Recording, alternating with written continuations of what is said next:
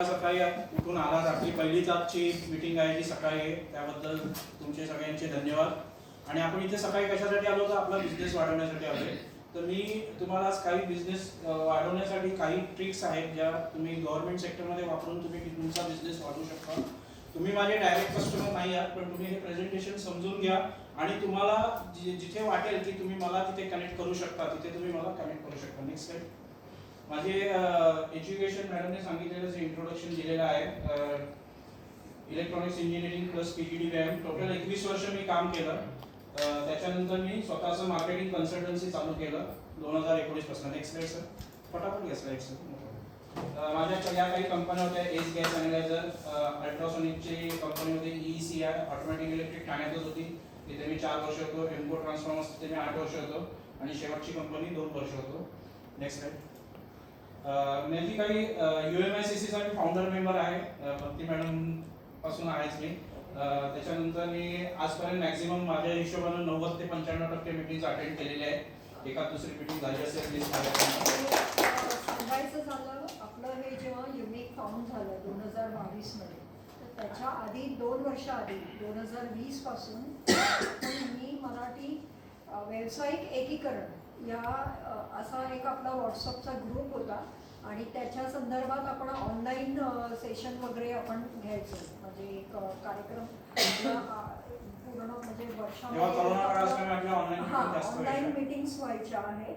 तर त्या काळापासून मकरंद सर आपल्याबरोबर आहे. 2020 पासून ते आपल्याबरोबर जॉईंट आहे आणि त्याच्यानंतर मग 22ला जेव्हा आपलं युनिट स्थापन झालं तर तिथून पासून ते कंटिन्यू आहे. आणि त्यावेळी एक आपण ऑनलाईन सेशन्स पण आपण घेत होतो. तर त्याच्यामध्ये आपल्या मकरंद सरांचं पण एक सेशन टेंडरिंगबद्दल त्यांनी घेतलेलं होतं त्या काळामध्ये. सॅटर्डे क्लबला पण मी आहे 2019 पासून. अप्पर ठाणे चॅप्टरचा फाउंडर मेंबर आहे. नंतर मी सेक्रेटरी झालो, चेअरमन झालो आणि सध्या मी वेबसाईट आणि NBC कोऑर्डिनेटर आहे. लघु उद्योग भारतीला मी आता यावर्षीच रजिस्टर केलं, अजून त्यांच्या मीटिंग्स काही चालू झाल्या नाही. Next slide. ही माझी काही सर्टिफिकेट्स आहेत. टेंडरिंगमध्ये काही कोर्सेस असतात, ते पण मला प्रॅक्टिकल नॉलेज होतं, पण लोक तरी विचारायचे की तुम्ही काय कोर्स केलाय, तुमच्याकडे काही सर्टिफिकेट आहे का, म्हणून एक सर्टिफिकेट घेण्यासाठी ते कोर्सेस केलेले. तर जो मी IDMIचा एक गव्हर्नमेंट रेकग्नाइज कोर्स होता, त्याच्यात मी जेम रजिस्ट्रेशन ऑनलाईन तेव्हा कोरोना काळामध्ये केलं. Next slide. त्याच्यानंतर मी MCEDला पण एमपॅनल्ड आहे ॲज अ ट्रेनर म्हणून. त्यांनी माझा टेंडरिंगचा सब्जेक्ट त्यांच्या 21 दिवसाचा त्यांचा रेसिडेन्शियल हे असतं, ट्रेनिंग असतं, त्याच्यामध्ये घेतलेलं आहे. Next slide. PMFAB स्कीमसाठी पण मी डिस्ट्रिक्ट रिसोर्स पर्सन म्हणून ट्रेनिंग घेतलेलं आहे आणि त्याच्यासाठी पण मी काम करत आहे. Next slide. तर आज मी तुम्हाला ई टेंडरिंग बद्दल माहिती सांगणार आहे. तुम्हाला ई टेंडरिंग का केलं पाहिजे. इट्स प्रत्येक गोष्ट प्रोक्युरमेंटद्वारे खरेदी केली जाते आणि गव्हर्नमेंटमध्ये ती मोठ्या प्रकारे केली जाते. That is called e tendering. Next slide. तर आपल्याला ई टेंडरिंग का केलं पाहिजे. Next slide.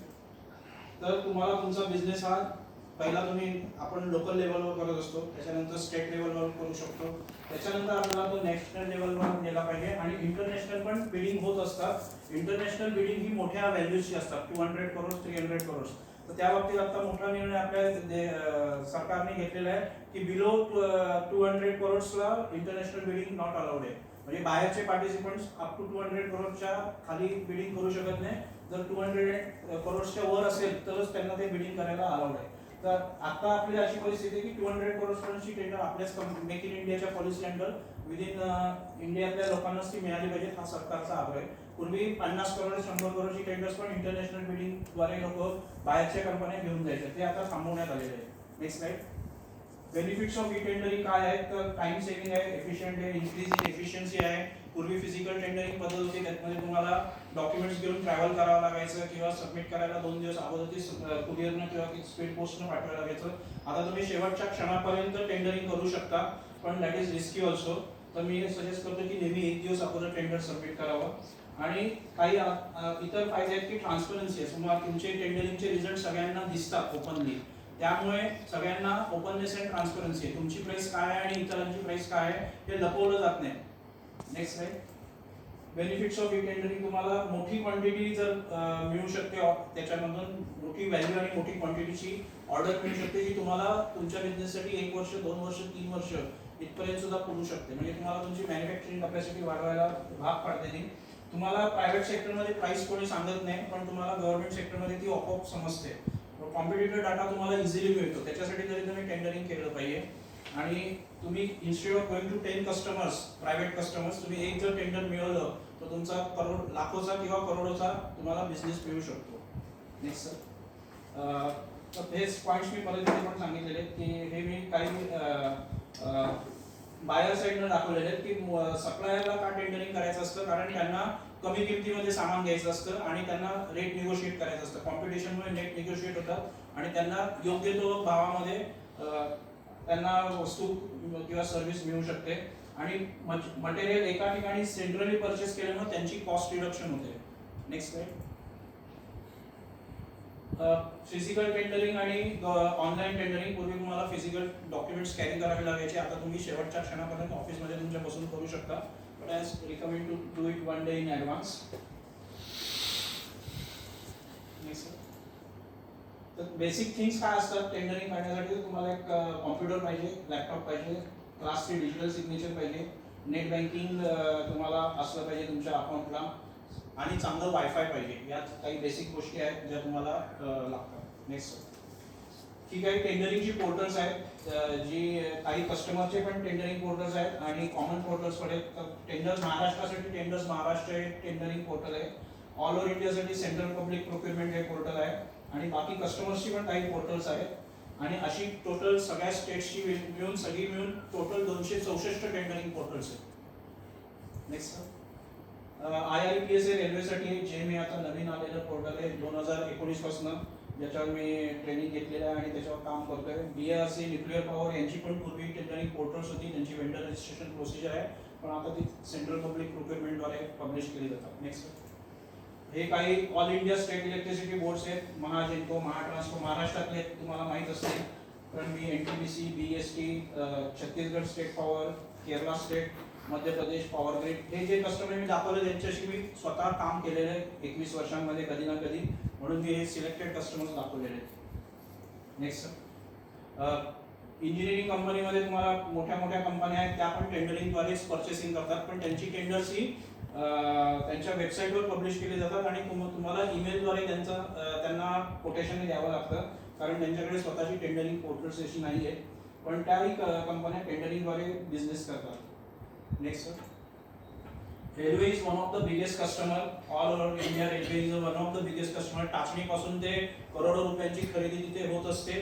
तुम्हाला त्याच्यासाठी त्यांचं रेल्वे वेंडर रजिस्ट्रेशन करावं लागतं. तुम्ही ज्या ठिकाणी आहात, सेंट्रल रेल्वेला असाल तर सेंट्रल रेल्वे, वेस्टर्न रेल्वेला असाल तर वेस्टर्न रेल्वे, तर तुम्हाला त्यांचं पहिलं बेसिक वेंडर रजिस्ट्रेशन करावं लागतं आणि त्याच्यानंतर तुम्ही IRPS पोर्टलद्वारे त्यांचं ऑल ओव्हर इंडियातलं कुठलंही टेंडर भरू शकता. नेक्स्ट. प्रोजेक्ट कन्सल्टंट आहे. तुमचं मटेरियल जर टंकी प्रोजेक्टला लागत असेल तर तुम्हाला कन्सल्टंट अप्रुव्हल हे घ्यावं लागतं. हे काही कन्सल्टंट्स मी दाखवले आहेत. रेल्वेसाठी RDSO आहे, बाकीचे आहेत ते प्रायव्हेट कन्सल्टंट्स आहेत. SGS, Toyo, Sterling Wilson, Blue Star, Jacobs हे इंटरनॅशनल लेवलचे कन्सल्टंट्स आहेत. नेक्स्ट. मी एम्पॅनलमेंट टेंडरवर जास्त फोकस करतो, कारण ते भरायला इझी असतात. तुम्हाला त्यांच्या नोटिसेस येत असतात, न्यूजपेपरमध्ये पण येत असतात, किंवा तुम्हाला त्या शोधावे लागतात आणि त्याच्यानंतर तुम्हाला it's a basically hard copy tender most of the times, किंवा त्यांचं अजून एक प्रायव्हेट टेंडरिंग पोर्टल आहे, त्याच्यावर त्यांची टेंडर्स भरावी लागतात. पंजाब नॅशनल बँक, नॅशनलाइज बँका पण टेंडर्स काढतात त्यांच्या वेबसाईटवरनं आणि ती तुम्ही भरू शकता. नेक्स्ट. MSME सगळ्यांना माहिती असेल तर तुम्ही सगळ्यांकडे उद्यम असेल अशी मी अपेक्षा करतो. Next slide. NSIC जर तुम्हाला टेंडरमध्ये EMD आणि सिक्युरिटी डिपॉझिट दोन पार्ट भरावे लागतात मोस्ट ऑफ द टाइममध्ये, ज्याच्यामुळे माणूस टेंडर भरायला घाबरतो. कारण जर 1 लाखाला 10,000 रुपये तुम्ही इझिली भरू शकता, पण 10 लाख 1 करोड अशी जर टेंडर व्हॅल्यू असेल तर तुम्हाला त्याच्यात 10% डिपॉझिट करावं लागतं. तर ते तुम्हाला वाचवायचे असतील तर तुम्ही NSIC सर्टिफिकेट काढून ते वाचू शकता, EMD आणि टेंडर डॉक्युमेंट फी. नेक्स्ट. माझा वर्किंग प्रोसेस मी इथे दाखवली. फर्स्ट कन्सल्टेशन ऑन झूम किंवा फिजिकल मीटिंग, नंतर कस्टमर सिलेक्शन, त्याचं वेंडर रजिस्ट्रेशन, तुमचं प्रॉडक्ट कुठल्या सेक्टरमध्ये लागू शकतं हे मला आता माझ्या अनुभवानं माहिती आहे, ते तो कस्टमर मी तुम्हाला सजेस्ट करेन. आणि त्याच्यानंतर सर्चिंग ऑफ टेंडर्स, त्याचं चेकशीट प्रिपरेशन, याच्यापर्यंत मी एक नॉमिनल चार्ज घेतो 1000 रुपये. आणि जर तुम्ही त्या चेकशीट प्रिपरेशनमध्ये प्री क्वालिफाय होत असाल तरच मी तुम्हाला पुढे टेंडर भरायला सजेस्ट करतो. आणि तुम्ही जर ॲग्री झाला tender document preparation, final checking of the documents as per the checksheet आणि then online submission of the tender. Next benefits of tender तुम्हाला मी सांगितलेच आहेत की तुम्हाला L1 ची माहिती मिळते आणि तुम्हाला कॉम्पिटिटर प्राइस मिळते. जरी तुम्ही L1 नाही आलात तरी तुम्हाला कॉम्पिटिटर प्राइस मिळते, ज्यामुळे तुम्ही पुढच्या टेंडरसाठी प्राइसिंग तुमचं डिसाईड करू शकता. Can you go for that pricing. Next माझे 5 स्टार रेटिंग आहे गुगलवर. VB एंटरप्राइजेस आणि टेंडर टेक तुम्ही गुगलमध्ये सर्च करा. माझी सगळ्यांना रिक्वेस्ट आहे, नंतर प्रेझेंटेशन झाल्यावर तुम्ही मला एक 5 स्टार रिव्ह्यू तरी देऊ शकता. जस्ट डायलॉग पण मी रजिस्टर्ड आहे, तिथून पण मला बऱ्यापैकी बिझनेस येतो. नेक्स्ट मी मिटकॉनमध्ये आणि MCD मध्ये अप्रूव्ड ट्रेनर म्हणून आहे. तर त्याचे काही एक दोन फोटोज टाकलेले. हे जागतिक मराठी उद्योजकता आपल्या याच्याकडनं झालेलं होतं. करिअर कट्टा हे याच्यातले आहेत, कोरोना काळातले. हे काही याचे ॲप्रिशिएशन लेटर्स आहेत. तुम्ही माझी e-tendering.co.in ही वेबसाईट अवश्य व्हिजिट करा. त्याच्यावर बरेच टेस्टिमोनियल्स आणि व्हिडिओज आहेत. सर फॉरवर्ड करा. टेस्टिमोनियल्स आणि व्हिडिओज आहेत, तर तुम्ही ते बघू शकता. आणि जे नवीन येतात ते पण मी त्याच्यावर अपलोड करत असतो. स्मॉल रिक्वेस्ट मागे स्मॉल रिक्वेस्ट आहे सगळ्यांना की तुम्ही VB एंटरप्राइजेस आणि टेंडर टेक या नावाने गुगलवर सर्च करा, रिव्ह्यूजमध्ये जा आणि 5 स्टार रिव्ह्यूज द्या. थँक्यू. फक्त ते 2 व्हिडिओज प्ले करतो, 2 इन्फॉर्मेशनसाठी व्हिडिओज प्ले करतोय मी.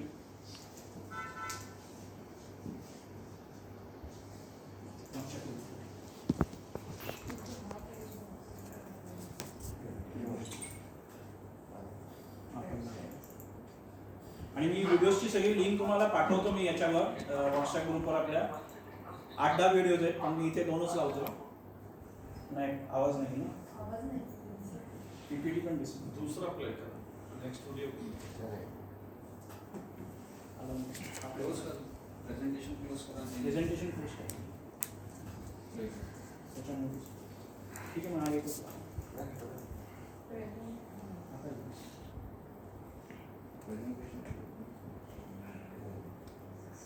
फ्रस्ट्रेशन नाही.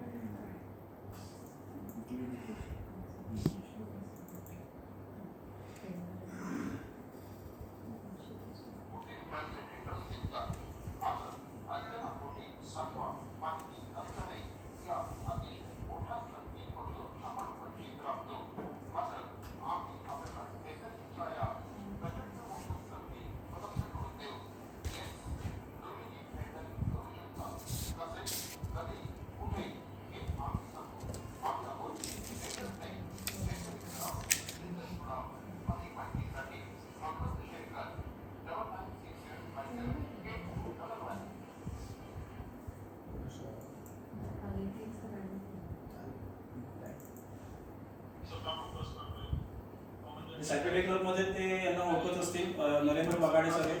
त्यांनी एका ऑनलाईन सेशनमध्ये, मला पण माहीत नव्हतं त्यांनी कधी हा रिव्ह्यू दिला, पण मला रवींद्र कदम म्हणून आमच्या चॅप्टरचे होते, त्यांनी मला सांगितलं आणि तुझं नाव त्यांनी घेतलं. मी त्याच्याचकडनं तो व्हिडिओ एडिट करून घेतला, कारण मला जो बाकीची कामं आहेत ती टेंडर टेक लोक वगैरे त्यांनी केली होती, त्यामुळे मला त्यांनी तो एडिट करून दिला आणि म्हणून मी तो आता वापरतोय सगळी.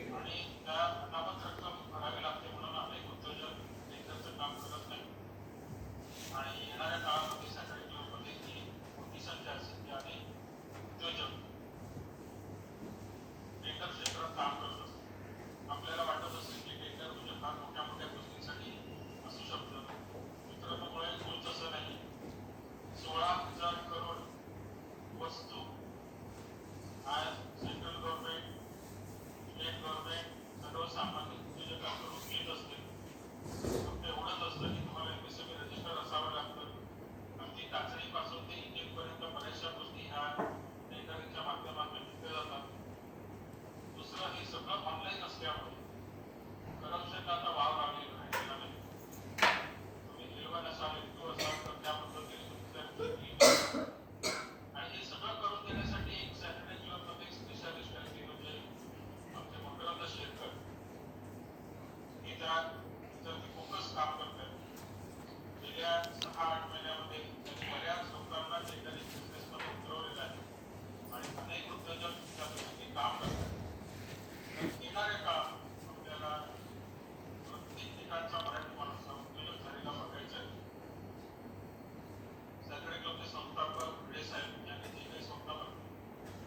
तर धन्यवाद सगळ्यांनी, तुम्ही कशी माझं प्रेझेंटेशन ऐकलं आणि एक छोटीशी मला